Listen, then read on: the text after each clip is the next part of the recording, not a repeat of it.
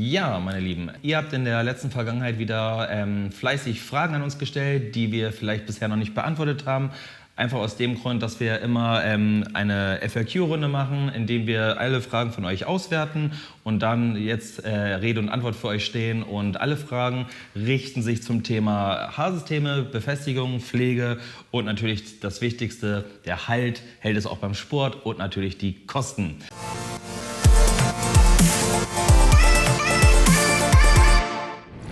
Wie lange hält ein Haarsystem circa? Ja, das kommt natürlich immer darauf an, für welche Base ihr euch entschieden habt. Ne? Wie ihr vielleicht schon wisst, wir haben verschiedene Base-Arten, also verschiedene Modelle, ob es eine Hybrid-Base ist, eine Folien-Base oder eine Lace-Base.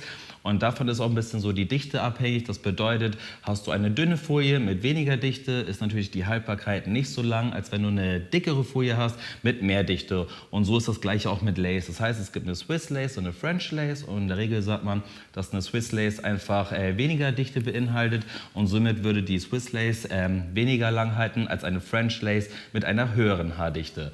Und das gleiche ist natürlich auch bei den Hybridsystemen. Das bedeutet, ganz wichtig, nicht jedes Haarsystem hält gleich lang, sondern es ist wichtig, welches Haarsystem ihr auswählt, um dann die richtige Haltbarkeit für euch dann auch auszuwählen. Was sind die Kostenunterschiede zwischen Hay-to-Go und Custom-Made?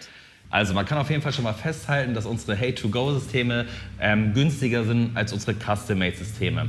Aber das soll ja auch so sein. Warum? Weil Custom-Made ist ja auch wirklich für dich perfekt konfiguriert und produziert und von daher muss es natürlich auch ein bisschen teurer sein, weil du einfach auch ein bisschen Einfluss nehmen kannst auf die ganze Konfiguration. Um mal ein paar Beispiele zu nennen: welche Haarqualität nehme ich, welche Dichten nehme ich, welche Base nehme ich. Und dadurch, dass dir alles frei zur Verfügung steht, ist natürlich auch in der Gesamtsumme ein bisschen teurer, dafür am Ende des Tages auch ein bisschen hochwertiger, weil es, wie gesagt, auf dich abgestimmt ist. Und die To-Go-Systeme, sind von bis. Ich will jetzt auch keine Zahlen nennen, weil natürlich Inflation steht vor der Tür oder ist auch gerade bei uns. Das heißt, die Preise können immer ein bisschen variieren. Von daher sage ich immer, checkt einfach unseren Online-Shop, da seht ihr die aktuellen Preise. Welches Shampoo und welcher Conditioner wird empfohlen bei einem Haarsystem?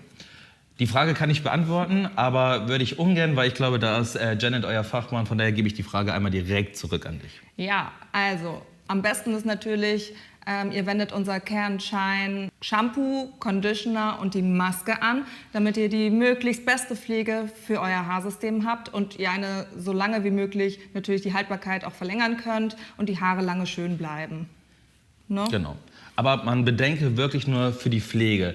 Für die Grundreinigung nehmt ihr natürlich andere Shampoos, wie zum Beispiel das Deep Clean Shampoo oder das Recovery Shampoo aus unserer Expert-Serie.